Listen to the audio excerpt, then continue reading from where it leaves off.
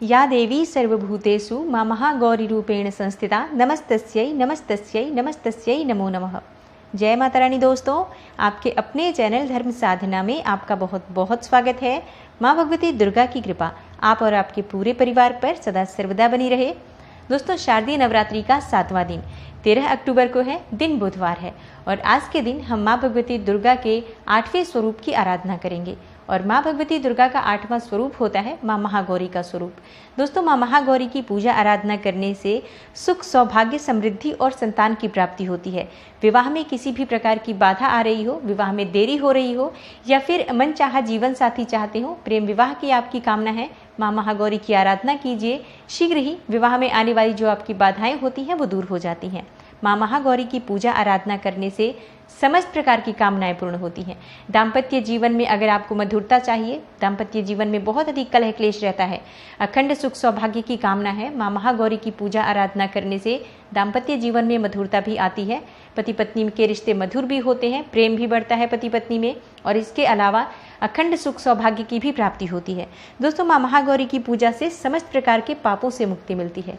और आज की वीडियो में मैं आपसे बात करने वाली हूँ कि नवरात्रि में माँ भगवती दुर्गा की पूजा जब हम कर रहे हैं तो माँ महागौरी की पूजा किस प्रकार से करेंगे, माँ महागौरी का स्वरूप क्या है जिसका पूजा के समय हम ध्यान करें, पूजा विधि क्या है, मंत्र क्या है जिसका आज हमें जप करना चाहिए, भोग क्या अर्पित करें माँ को, और कौन सा प्रिय रंग है माँ का जो धारण करके और आज के दिन हम माँ की पूजा करेंगे। इसके अलावा कौन सा पुष्प हम माँ भगवती को अर्पित करें जिससे कि माँ की कृपा हमें प्राप्त हो, माँ प्रसन्न हो। इसके लिए 5 महा उपाय आज मैं आपसे शेयर करने वाली हूँ, जिसमें कि अगर आप इन उपायों को आज के दिन करते हैं, माँ महागौरी की पूजा आराधना करते हैं विधि विधान से, तो समस्त प्रकार की आपकी कामनाएं पूर्ण होंगी। संतान की कामना है, सौभाग्य की कामना है, विवाह की कामना है, मन चाहे जीवन साथी की कामना है, या माँ चाहते हैं कि माँ भगवती की कृपा सदा आपके ऊपर बनी रहे, तो कौन से विशेष उपाय करने चाहिए और माँ महागौरी की कथा क्या है, ये समस्त जानकारी आज की वीडियो में मैं आपसे शेयर करने वाली हूँ। तो वीडियो को पूरा ज़रूर देखिए और अगर आपको आज की वीडियो अच्छी लगे तो लाइक भी कर दीजिए, शेयर भी कर दीजिए फैमिली फ्रेंड्स के साथ। और चैनल पर पहली बार आए हैं, अगर अभी तक आपने मेरे चैनल को सब्सक्राइब नहीं किया है तो अगर आपको वीडियो अच्छी लगती है तो चैनल को सब्सक्राइब ज़रूर कर लीजिए और बेल बटन को भी प्रेस कर लीजिए। इससे ये होगा कि इस चैनल पर अपलोड होने वाली नई वीडियोस की नोटिफिकेशन आपको सही समय पर प्राप्त हो जाएगी। दोस्तों, बात करें माँ महागौरी के स्वरूप के बारे में। दोस्तों, देवी भागवत पुराण के अनुसार माँ महागौरी का वर्ण पूर्ण रूप से गौर अर्थात सफ़ेद है और इनके वस्त्र और आभूषण भी सफ़ेद रंग के ही हैं। माँ का वाहन वृषभ अर्थात बैल है। माँ के दाहिने हाथ अभय मुद्रा में है और नीचे वाला हाथ में दुर्गा शक्ति का प्रतीक त्रिशूल है। महागौरी के बाएं हाथ के ऊपर वाले हाथ में शिव का प्रतीक डमरू है। डमरू धारण करने के कारण ही माँ महागौरी को शिवा भी कहा जाता है और माँ के नीचे वाले हाथ में अपने भक्तों को अभय देता हुआ वर मुद्रा में है। माता का ये रूप शांत मुद्रा में ही दृष्टिगत होता है और इनकी पूजा करने से समस्त प्रकार के पाप नष्ट हो जाते हैं। अब जानते हैं कि माँ महागौरी का नाम माँ महागौरी क्यों पड़ा, इसकी कथा क्या है। दोस्तों, देवी भागवत पुराण के अनुसार देवी पार्वती का जन्म राजा हिमालय के घर हुआ था और देवी पार्वती को मात्र 8 वर्ष की उम्र में ही अपने पूर्व जन्म की समस्त घटनाओं का आभास हो गया था और तब से ही उन्होंने भगवान शिव को पति के रूप में पाने के लिए तपस्या शुरू कर दी थी। अपनी तपस्या के दौरान माता केवल कंद, मूल, फल इत्यादि खाती थी, पत्तों का आहार करती थी। बाद में माता ने केवल वायु पीकर ही तप करना शुरू कर दिया। तो तपस्या से देवी पार्वती को महान गौरव प्राप्त हुआ था, इसलिए भी उनका नाम महागौरी पड़ा। इसके अलावा माँ महागौरी की तपस्या से जब भगवान शिव प्रसन्न हुए तो उनसे गंगा स्नान के लिए कहा और जिस समय माँ पार्वती स्नान करने गईं तब देवी का स्वरूप श्याम वर्ण के साथ प्रकट हुई, क्योंकि तपस्या करते करते माँ का रंग काला पड़ गया था। तो श्याम वर्ण की होने के कारण वो कौशिकी कहलाई और एक स्वरूप उज्ज्वल चंद्र के समान प्रकट हुआ जब वो स्नान करने के बाद गंगा से आई, तो जो महागौरी कहलाई। तो गौरी रूप में माता अपने हर भक्त का कल्याण करती हैं, उनको उनकी समस्याओं से मुक्त करती हैं। और जो व्यक्ति किसी भी कारणवश दोस्तों नवरात्रि के पूरे दिन के व्रत नहीं रख पाते हैं, 9 दिन के, अगर वो मात्र पहले नवरात्रि का यानी प्रतिपदा तिथि का और अष्टमी तिथि का व्रत धारण करते हैं तो इससे भी 9 दिन व्रत करने के समान ही उन्हें फल प्राप्त होता है। नवरात्रि में माँ महागौरी की पूजा विशेष फल देने वाली मानी गई है। दोस्तों अब जानते हैं कि माँ महागौरी की पूजा किस प्रकार से करनी चाहिए। देखिए, पूजा विधि जैसा कि मैं प्रतिदिन आपको बता रही हूँ, पूजा की विधि तो हर रोज की वही होती है। स्नान इत्यादि करने के बाद हम साफ स्वच्छ वस्त्र धारण करें। तो आज माँ को प्रिय रंग जो प्रिय है, जिसका रंग धारण करके हमें पूजा करनी है, गुलाबी रंग, जो कि माँ को बहुत प्रिय होता है। इसके अलावा आज आप पीले रंग के वस्त्र भी धारण कर सकते हैं, सफ़ेद वस्त्र भी धारण कर सकते हैं। माँ को अत्यंत ही प्रिय होता है गुलाबी और पीला रंग, सफ़ेद रंग। तो जो भी वस्त्र आप धारण करें साफ स्वच्छ हो, इस बात का ध्यान रखें। शुद्ध वस्त्र धारण करके माँ की पूजा करें। पूजा करने के लिए आप अपने घर के मंदिर में आसन बिछाएं और उसके बाद जहाँ पर आपने माँ की चौकी स्थापित की है, शुद्ध घी का दीपक प्रज्वलित कीजिए। माँ का ध्यान कीजिए माँ महागौरी के स्वरूप में। अब माँ दुर्गा की ही मूर्ति आपके घर में विराजित है, उसमें ही माँ महागौरी के स्वरूप का ध्यान कीजिए। जो मैंने अभी आपको बताया उसी स्वरूप का ध्यान करते हुए मन में, और माँ के सामने आप धूप दीप नैवेद्य इत्यादि अर्पित कीजिए। माँ को कौन सा प्रिय पुष्प है जो आज हमें अर्पित करना चाहिए। दोस्तों, माँ को पीले पुष्प बहुत प्रिय हैं। इसके अलावा माँ को कमल और गुलाब के पुष्प भी बहुत प्रिय हैं। तो आप माँ को पीले पुष्प अर्पित करें। इसके साथ ही आप गुलाब और कमल के पुष्प भी उपलब्ध हो तो अवश्य अर्पित कीजिए। माँ महागौरी को 5 प्रकार के फलों का भोग लगाएं। केले का भोग ज़रूर लगाएं। इसके अलावा हलवा का भोग माँ को बहुत प्रिय है, तो हलवे का भोग लगा सकते हैं आप। आज वैसे भी बहुत सारे घरों में आज कन्या का पूजन किया जाता है अष्टमी तिथि पर। तो अगर आप कन्या का पूजन कर रहे हैं तो हलवा, पूरी, चने इत्यादि बनाकर माँ को भोग अर्पित कीजिए। माँ को चने का भोग बहुत प्रिय है, तो काले चने बनाकर और वो माँ को भोग स्वरूप अवश्य अर्पित कीजिए। इसके अलावा आज आप फलों का भोग भी लगा सकते हैं। सफ़ेद मिठाई का भोग माँ को बहुत प्रिय है, तो सफ़ेद मिठाई या खीर बनाकर भी माँ को भोग अर्पित कर सकते हैं। अब जानते हैं कि माँ के मंत्र क्या हैं जो ध्यान करते समय आपको ध्यान करना है। इसी मंत्र के द्वारा माँ का ध्यान करें और संभव हो तो 108 बार इन मंत्रों का जप कर सकते हैं आप। तो ओम महागौर्यै नमः, ये माँ महागौरी का मंत्र है।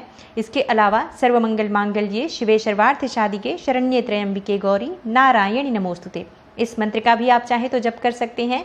और अगला जो मंत्र है, या देवी सर्वभूतेषु माँ महागौरी रूपेण संस्थिता नमस्तस्यै नमस्तस्यै नमस्तस्यै नमो नमः, इस मंत्र के द्वारा भी आप माँ का ध्यान कर सकते हैं, पूजन कर सकते हैं। और माँ का बीज मंत्र है श्रीम क्लीम ह्रीम वरदायै नमः। श्रीम क्लीम ह्रीम वरदायै नमः, इस मंत्र का आप चाहें तो 108 बार जप भी कर सकते हैं, लाल रक्त चंदन की माला से या फिर रुद्राक्ष की माला से। और जब पूजा पूर्ण हो जाती है उसके बाद आप कपूर से माँ की आरती ज़रूर कीजिए।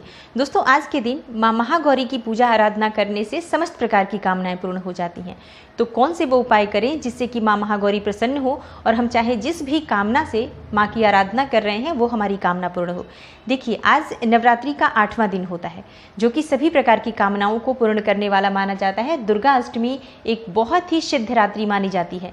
तो आज की रात्रि में अगर आप अपने घर के मुख्य द्वार पर शुद्ध घी का दीपक प्रज्वलित करते हैं तो इससे माँ लक्ष्मी का स्थायी वास आपके घर में बना रहता है। इसके साथ ही माँ भगवती की कृपा सदैव वर्ष पर्यंत आपके ऊपर बनी रहती है। तो रात्रि में जब 9-10 बजे के करीब आप एक दीपक प्रज्वलित कर दीजिए शुद्ध घी का। 2 दीपक मुख्य दरवाजे पर आपको दोनों तरफ प्रज्वलित करना है। शुद्ध घी या तिल के तेल का दीपक आप प्रज्वलित कर सकते हैं। इसके अलावा अगर आपके पति पत्नी के रिश्तों में मधुरता नहीं है तो आज विशेष रूप से सुहाग की सामग्री सुहागिन महिलाओं को देनी चाहिए। तो सुहागिन महिलाओं को अगर आप लाल चूड़ियाँ और सिंदूर भेंट करते हैं या और भी आप जो भी 5 प्रकार की सुहाग की सामग्री ले सकते हैं, चाहे तो 16 श्रृंगार की सामग्री ले सकते हैं, यथासंभव जो भी आपके पास उपलब्ध हो सुहागिन स्त्रियों को दीजिए। कम से कम लाल चूड़ियाँ और सिंदूर अवश्य भेंट कीजिए, बिंदी का पत्ता, मेहंदी, इस तरह से अगर 5 चीज़ें भी आप किसी सुहागिन स्त्री को देते हैं तो सौभाग्य की वृद्धि होती है, अखंड सौभाग्य की प्राप्ति होती है, पति पत्नी के रिश्ते मधुर होते हैं, दाम्पत्य जीवन में मिठास बनी रहती है। तो इस उपाय को सौभाग्यवती स्त्रियों को ज़रूर करना चाहिए। इसके अलावा अगर आपको संतान प्राप्ति की कामना है तो नवरात्रि में आज दुर्गा अष्टमी है। दुर्गा अष्टमी के दिन नारियल एक लाल कपड़े में या कलावे में लपेटकर आप किसी मंदिर में चढ़ा कर आएँ। किसी भी दुर्गा मंदिर में जाकर माँ भगवती की आराधना करें और नारियल पर स्वास्तिक जरूर बना लीजिए। पानी वाला नारियल होना चाहिए, ये ध्यान रखें, जो हम पूजा में प्रयोग करते हैं। और इस नारियल पर एक लाल चुन्नी आपको लपेटनी है। उसके बाद से आप किसी भी मंदिर में चले जाएँ, दुर्गा मंदिर में, और वहाँ जाकर माँ के सामने इसे अर्पित करके प्रार्थना करें कि हे माँ, मुझे संतान की प्राप्ति हो, योग्य और दीर्घायु संतान की प्राप्ति हो, स्वस्थ संतान की प्राप्ति हो। तो इस प्रकार से जब हम माँ से प्रार्थना करते हैं, ये नवरात्रि के समापन का दिन होता है, इस समय में की गई प्रार्थना सहर्ष माँ स्वीकार करती हैं।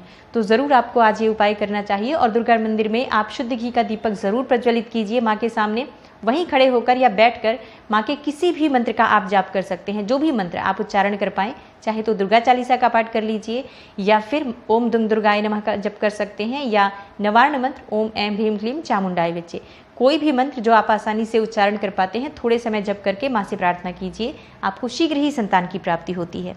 और सुख समृद्धि की कामना है, अपार धन संपदा की कामना है, तो आज के दिन आपको माँ दुर्गा के मंदिर में 8 गुलाब या कमल के पुष्प, जो भी आपके पास उपलब्ध हो, अगर कमल का पुष्प हो तो अत्यंत ही श्रेष्ठ है, ना मिले तो गुलाब या फिर गुड़हल के पुष्प आप माँ के सामने अर्पित कीजिए। पान के पत्ते पर रखकर सामने शुद्ध घी का दीपक ज़रूर जलाइए और माँ से प्रार्थना कीजिए समृद्धि के लिए और सुख के लिए, धन के लिए, जो भी आपकी विशेष कामना है। अगर इस उपाय को हम करते हैं, माँ के सामने शुद्ध घी का दीपक प्रज्वलित करके पान के पत्ते पर 8 गुलाब या कमल के पुष्प रखकर अर्पित करते हैं, तो माँ भगवती हमारी इच्छाएं अवश्य पूर्ण करती हैं।